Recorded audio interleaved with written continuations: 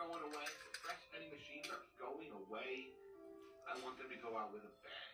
I want to press as many pennies as I can before the inevitable day when the press penny machines are all gone. We got to get them while they are in existence. So if you yourself a fan of press pennies, get out there and get those press pennies while you can, because they will be gone.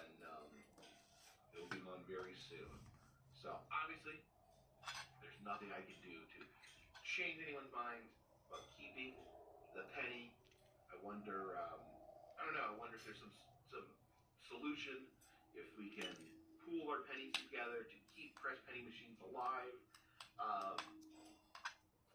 So right now, they've stopped the production of the penny.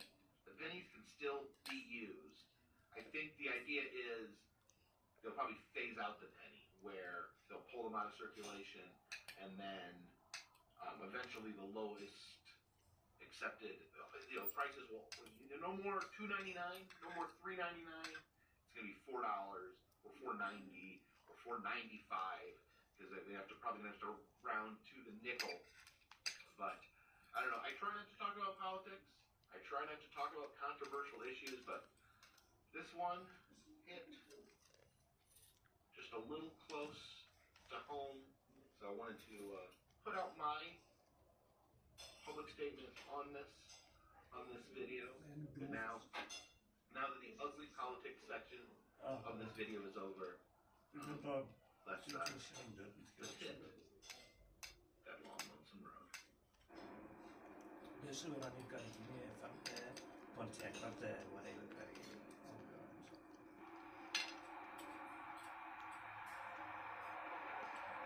So I will be leaving Texas in just a few days on a jet plane, and been having some good barbecue on this trip, but I still want more Texas barbecue.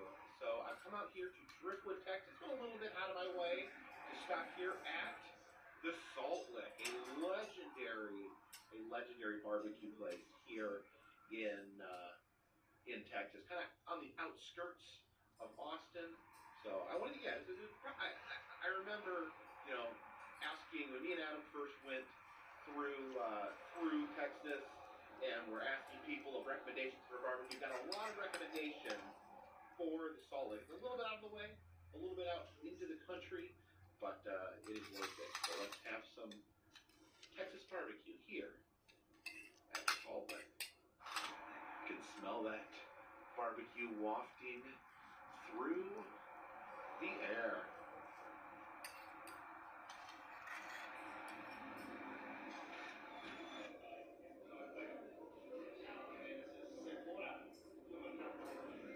They'll have all-you-can-eat family style for $33 a person, which sounds good, but I probably should have a family with me, or at least a couple friends if I'm going to be doing that. Probably get one of these plates. Should probably. We're Sissy. We don't mess about. We do things.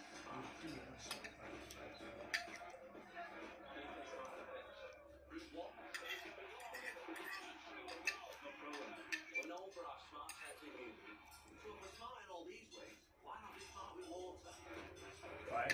We can all take small actions to make a big difference.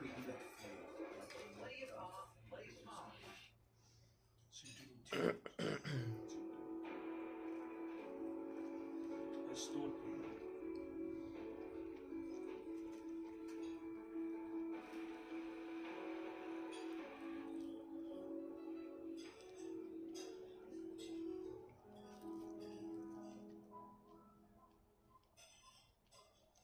Probably be enough food.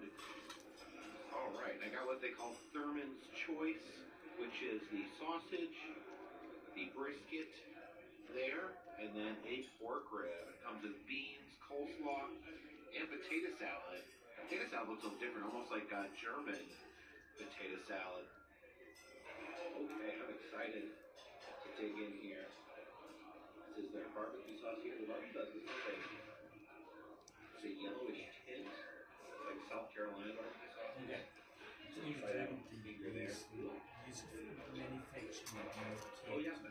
base, interstate.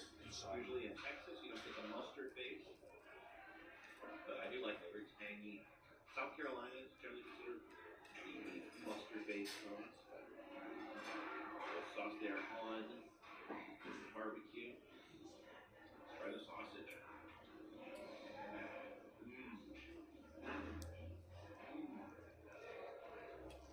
That may be some of the best sausage that I've had. That is delectable. Brisket. Yeah, it's top notch. It's like melt in your mouth brisket. So good. Ew, it looks good. Look at that. I was curious about the potato salad. Try that. Okay. That's different too. It's almost like the maybe German, but it's almost like mashed potatoes. Like no mayonnaise or anything like that in there. A little bit of vinegar though. It's really good. Really good. Pinto beans. Coleslaw. Coleslaw's good. A little bit of vinegar. Not doused in vinegar or anything like that. Try this rib. That looks so good. You smell that noise. That's delicious. Everything here is amazing. This is probably one of the best barbecue places in all of Texas. You'd be hard pressed to find a better plate of barbecue in the state of Texas. It's absolutely amazing. Made me want to weep. It was so delicious. You got this massive jar of pickled vegetables, onions, carrots, and jalapenos.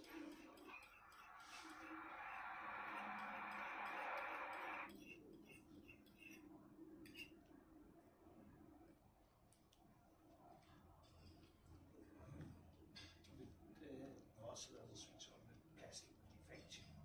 But here's the reason I wanted to stop back in Austin. We have the Texas State History Museum. Figure after spending these 2 weeks in Texas, we might want to learn something about the state. So time to invoke the EM rule. And I have had a few people ask recently, what is the EM rule? I guess it may have been a while since I've explained it, but the EM rule is something I made up in my head before this channel even existed, that museums are always worth stopping at. You never drive past, if you have time to stop, you should never drive past a museum. From big, huge natural history museums to little museums built on the American roadside or in someone's garage. To me, I feel like every museum has something unique to offer. There's like that one thing that you didn't know, that one artifact that you didn't know was there that you need to see. And, of course, myself, huge fan of museums. It's kind of what the rule is. It's just that every museum is worth checking out. It doesn't even matter necessarily if it's a museum that you don't even, it's something that doesn't even necessarily matter to you, something that you're not personally interested in. I feel like if you walk into a museum on a certain subject, you will learn something. You'll especially learn something if you don't already know anything about the subject. But there will be something in there that is fascinating. That, loosely defined, is the EM rule. It comes from museum. And I think they call it the EM rule. I always like when museums have clever names, like the Cow Museum in Alabama that calls themselves the Museum. They get creative with the EM name. You have it up there, etched in stone. It says, "The Story of Texas, the Texas State History Museum." I do like going to these state museums, kind of to learn what the state is all about. And right here you can see that giant Lone Star there in front of the building. You see these murals up on the top of the museum, these epic murals of Native Americans, murals of cowboys and trains. Over on this side, you've got oil drillers next to astronauts. Of course, it was from Texas that the moon flight was launched. But let's Slowly.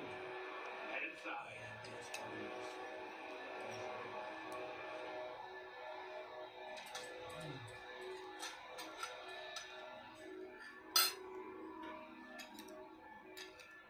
Oh wow.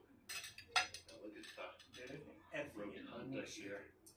And this giant mural here on the ground says the story of Texas. Ja, hier is MC met LB. Yeah, you can see the TP7 longhorn there. Native people.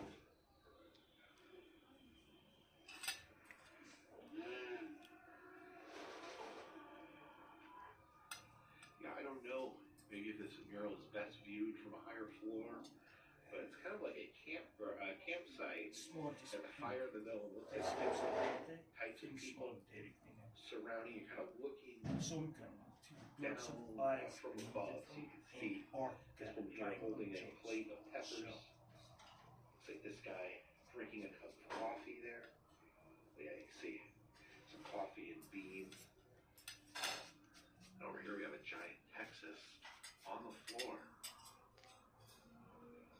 See your quotes about Texas etched on the wall here. Texas is the finest portion of the globe that's ever blessed my vision. Sam Houston. Its richness is space wide and deep and infinitely colored. Tom Lee. I will never forsake Texas and her cause. I am her son. Jose Antonio Navarro. And Texas is rich in unredeemed dreams. Larry McMurdy. So let's head into the exhibit. We're at Becoming Texas. Like many stories, the story of Texas starts at the beginning of the earliest people of Texas and the things that they have left behind. And these bows here where you can practice shooting an arrow at a buffalo. Got him. Talks about the Europeans showing up with their fancy hats and their very scary giant crossbows. Explorers coming to Texas, the French explorers, Spanish explorers, some Spanish treasure there, that gold bar. And yeah, that's what they call it, Six Flags over Texas. That's actually where the Six Flags name comes from originally. The 6 different nations' flags have flown over Texas. And here in the center, we have this shipwreck, and this is absolutely fascinating here. This is a French ship from 1685. It's one of the ships sent by France. It was sent by Robert de Salle.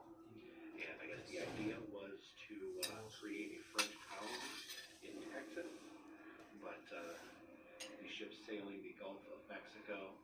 And when the ship wrecked, it actually kind of put the end to France's plan to set up that colony. So who knows if this ship hadn't wrecked, we may all be speaking French in Texas.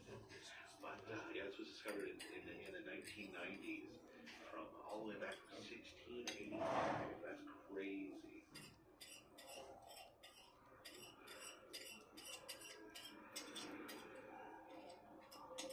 Here's what the LaBelle would have looked like, before the wreck. This wall shows all the things that were covered from the shipwreck. Nine fire pots. Those are all bullets. 119,931 large shot bullets. 857,056 bird shot. The rifles there.